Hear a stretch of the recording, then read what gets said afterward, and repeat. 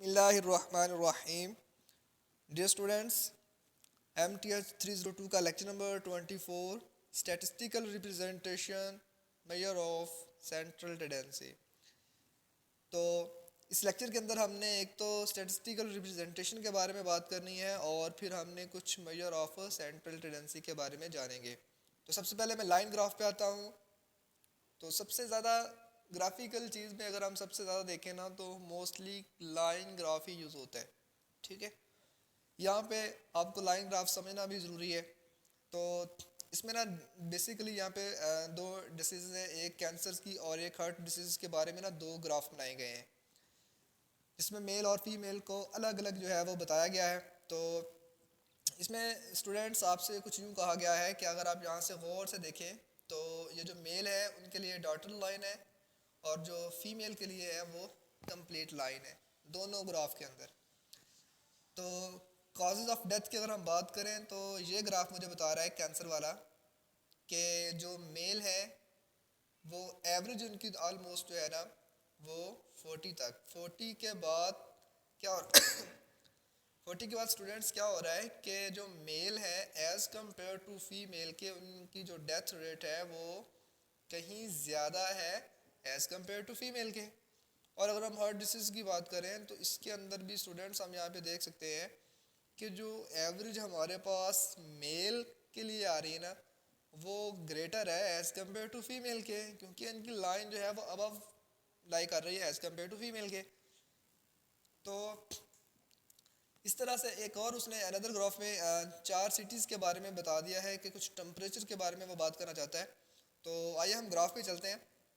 तो अगर आप ग्राफ में देखें तो ये जो फोर ग्राफ नज़र आ रहे हैं आपको ए बी सी के, इनमें अगर आप टेम्परेचर की बात देखें तो जो सी वाला पॉइंट है ना इसका सबसे ज़्यादा टॉप पे चल रहा है चीज़। ठीक है, मतलब हम कह सकते हैं as compare to A B C sorry D के, सी जो है ना वो मच हायर वैल्यू रख रहा है आपके पास बिटवीन टू कॉन्सिक्यूटिव नंबर्स के दौरान।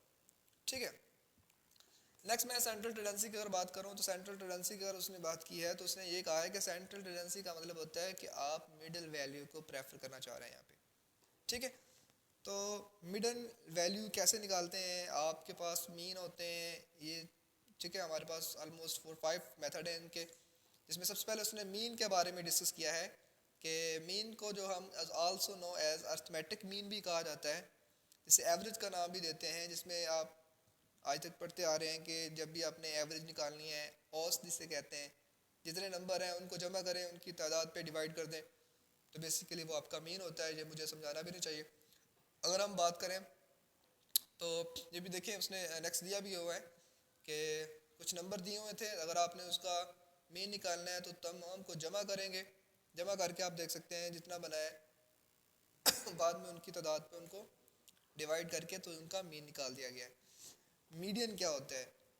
मीडियम जो होता है ना मीडियम स्टूडेंट्स, वो भी एक अनदर वे है आपकी किसी भी मिडिल वैल्यू को निकालने का मेथड होता है हमारे पास। क्या आपने अब मीन और मीडियन में फ़र्क एक तो ये है कि मीन जब भी आपने निकालना था ना ऊपर वाला, उसमें आपको डाटा को अरेंज में लाने की ज़रूरत नहीं होती, तरतीब उनका ऑर्डर बनाना ज़रूरी नहीं होता। लेकिन जब आपने मीडियन निकालना होता है तो सबसे पहले आपने उसको असेंडिंग और डिसेंडिंग ऑर्डर में उसको पहले लिखना होता है। ये ज़रूरी है आपके पास, अदरवाइज़ आप मीडियन है नहीं बता सकते। ठीक है, लेट्स से मैं यहाँ पे अगर आपको एक एग्जांपल बता देता हूँ उनकी। आपके पास अगर एक नंबर है ना तो हम नंबरों को देखें अगर, तो 1 2 3 4 5, 5 इस तरफ आ रहे हैं और 5 ही सॉरी 1 2 3 3 इधर आ रहे हैं। ठीक है, 19 से। तो अगर हमने इनका, अगर हमने क्या निकालना है, अगर हमने इनकी मिडिल वैल्यू निकालनी है तो स्टूडेंट हम क्या करेंगे, सबसे पहले इनको एक ऑर्डर में शो करवाएंगे। अब ऑर्डर का मतलब क्या होता है कि हमने इनको तरतीब से लिखना है, ये ऑलरेडी आपके पास असेंडिंग ऑर्डर में मौजूद है। ओके, अगर ये ऑलरेडी जो है ना इस ऑर्डर में मौजूद है तो फिर आपने क्या करना होता है, आपने इनकी जो मिड वैल्यू है ना, आप देखें टोटल कितने बनते हैं, 1 2 3 4 5 6 7 8 9, तो टोटल वैल्यू कितनी बनती है स्टूडेंट्स, 9 बनती है। ऐसी है। तो अब 9 में जो सबसे दरमियान वाली कैसे होंगी, जिसके 4 इस तरफ हों 4 इस तरफ हों, तो दरमियान वाली उसकी क्या वैल्यू होगी, उसकी मिडिल वैल्यू होगी। ठीक है स्टूडेंट्स, तो अब अगर हम यहाँ पे देखें तो इस 19 की अगर हम बात करें ना, इस 19 की, ये वाली 19 इसका मिडिल वैल्यू है, ठीक है। क्योंकि इसके 4 इस तरफ हो जाएंगी और 4 जो है इस तरफ होंगी, और इस तरह से ये दरमियान में हमारे पास मिडिल वैल्यू पे बिलोंग करेगा। अगर हम मॉड की बात करें स्टूडेंट्स, तो मॉड हमारे पास क्या होता है, मोस्ट कॉमन स्कोर होता है। अगर आपके पास रैंडमली डाटा पड़ा हुआ है तो उसमें जो सबसे ज़्यादा बार आएगा, जैसे कि आपकी इस एग्जांपल में आप देख सकते हैं कि एक सबसे ज़्यादा दफ़ा आया है, जिसकी वजह से उसने उसका मॉड कह दिया। नेक्स्ट उसने मीन मीडियन मॉड के बारे में कुछ डिस्क्रिप्शन की है, एडवांटेज और डिसएडवांटेज के बारे में बात की है। तो मीन के बारे में अगर हम देखें तो इसकी डिस्क्रिप्शन यही है कि आपने तमाम को जमा करना है और उनकी तादाद पे डिवाइड कर देना होता है। एडवांटेज ये हैं कि आप इजीली जो है वो कैलकुलेट कर सकते हैं, और डिसएडवांटेज ये हैं कि may not be represent the whole sample, ये आपके होल सैम्पल के बारे में रिप्रेजेंटेटिव नहीं कर रहा होता, ठीक है। अगर हम मीडियन की बात करें एज कम्पेयर टू मीन के, इसमें क्या होता है, इसका मेथड ये होता है कि इसकी मिडिल वैल्यू होती है, ये उसका मेथड है। एडवांटेज ये है कि take all the number into equality account में, यानी आपको उसमें एक तो तरतीब देना पड़ती है। डिसएडवांटेज ये है कि मोर जो है ना, अक्ताहट, टेडिस अक्ताहट को बोलते हैं, to calculate than the other two can be affected by few very large or small, very good। अब इसमें देखें कि very large and very small value जो है वो इफ़ेक्ट करेंगी क्या या नहीं करेंगी, तो उसके लिए हमारे पास इसका ये डिसएडवांटेज हो जाता है यहाँ पे।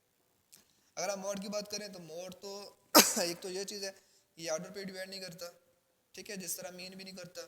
तो दूसरी चीज़ ये है कि मोस्ट फ्रीक्वेंटली जो वैल्यू होती है ना, उसको हम मोड कहते हैं, ये उसकी डिफाइन में है। एडवांटेज सिर्फ ये है कि इसको कैलकुलेट करने की ज़रूरत ही नहीं पड़ती, आपने जस्ट ऑब्जर्व करना और इसका आंसर बता देना होता है, ठीक है।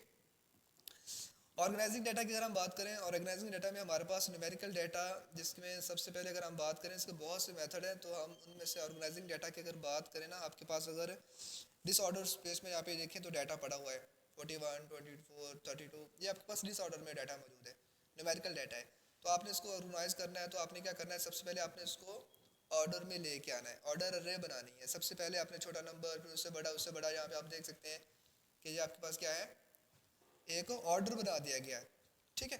उसके बाद आपने स्टेम एंड लीफ के बारे में बताना है। तो स्टेम एंड लीफ जो है, स्टेम एंड लीफ क्या होते हैं जी, मैं आपको भी बता देता हूँ। स्टेम एंड लीफ इस तरह से बनाए जाते हैं कि आपने, जैसा कि 22 है ना, मैं यहाँ पे आपको लिख देता हूँ, 21 है, 24 है और 24 है, इस तरह से 26 है और 27 आ रहा है।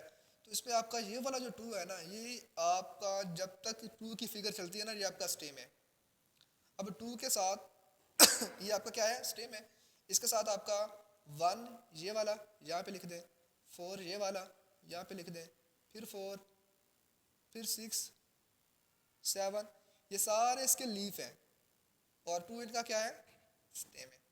इस तरह से अगर हमारे पास 3 की बात करूँ तो 3 वाला, 3 जो है वो स्टेम है, और उसके बाद 0, 2, 8 उनके क्या है, ये लीफ है उनके।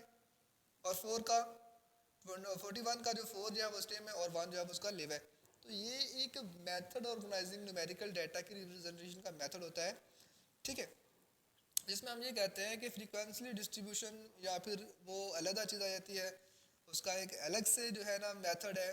तो ऑर्डर और डिसऑर्डर के जरिए अगर हम स्टेम लिफ्ट के बारे में बात करें और ऑर्गेनाइजिंग के बारे में बात करें, जो कि आपके इस लेक्चर का हिस्सा है, तो वो सिर्फ यही है कि स्टेम एंड लिफ्ट डिस्प्ले जो है ना, आपके पास ये पार्टिकुलर यूज़ होता है when data is not too numerous. Organising data के बारे में ये देखिए, फिर उसने बता दिया है कि 21, 24 में ये 1, 4, 4, 7, 7 जितने भी आ रहे थे, ये मैंने आपको स्टैंड एंड लीफ का मेथड बता दिया है आपको, ठीक है। तो आप इसको जो है वो रेफर इजीली जो है वो समझ भी सकते हैं यहाँ पे। तो अनदर एग्जांपल में उसने कहा है कि आपके पास अगर जो है 31 टीम्स हो नेशनल फुटबॉल लैंग्वेज में इन 2000 सीजन के अंदर, तो अब आपने स्टीम लिफ्ट बनानी है अगर, तो आपने सबसे पहले क्या करना है, 3 के साथ जितने भी नंबर हैं, जैसे कि 3, 2, 3, 3, 3, 3, 3, 3, 7, अब आपने क्या कर दिया, 3 जितने भी नंबर के स्टार्ट वाला था वो लिख दिया, फिर 2 जितने का था, 1 जितने का था, 0 जितने का था। 0 जो होते हैं ना, वो मतलब कि 10 से छोटे वाले जितने भी हैं वो 0 में आ जाते हैं। तो ये बहुत ही आसान वे से आप इनका स्टैम्प लिस्ट जो है वो बना सकते हैं, बहुत ही आसान तरीके के साथ, ठीक है। इसके बाद आपके पास ग्राफिकल जो है ना एक्सीलेंस एंड कॉमन एरर्स जो रिप्रेजेंटिंग डाटा में आ जाता है।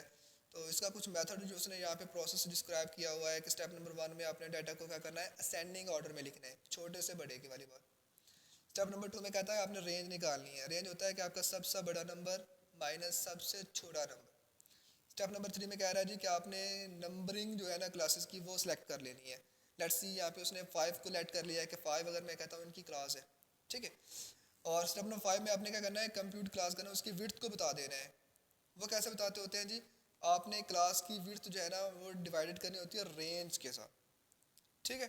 तो अगर हम यहाँ पे ये देखें कि आपके पास लेट्स सी कि आपका रेंज जो है वो कितना था, 46 था, और आपके पास नंबर ऑफ क्लासेस जो है वो कितनी है, 5 ले रहे हैं, तो आपके पास जो क्लास की विड्थ होगी वो क्या बनेगी, 9.2 बनेगी। इस तरह से अगर हम क्लास बाउंड्री लिमिट की बात करें तो क्लास बाउंड्री लिमिट हमारे पास क्या होता है, पिक किसी भी आपने एक पॉइंट ले लेना है, उठा लेना होता है, ठीक है, और मिनिमम वैल्यू के हिसाब से जो कवर करे क्लास की विड्थ टाइम को नंबरिंग के हिसाब से, ठीक है। तो जिसमें आप 30 या 10+10, 20+10, 30+10 क्या कर रहे हैं आपके, आप एग्जाम्पल के स्टार्ट में जो 10 ले रहे हैं ये आपके पास भी कवर कर रहेगा उनकी बाउंड्रीज की लिमिट को, जिसमें एक अपर और एक लोअर। अब अपर क्या होता है, अब अपर ये होता है कि अगर आपके पास 20 है ना तो 20 का 20 में से 1 माइनस करके हम कहते हैं कि 1 जो है ना 19, ये क्या है, ये आपके अपर लिमिट के केसेस होते हैं। 29 हो जाता है, 39 हो जाता है, ठीक है।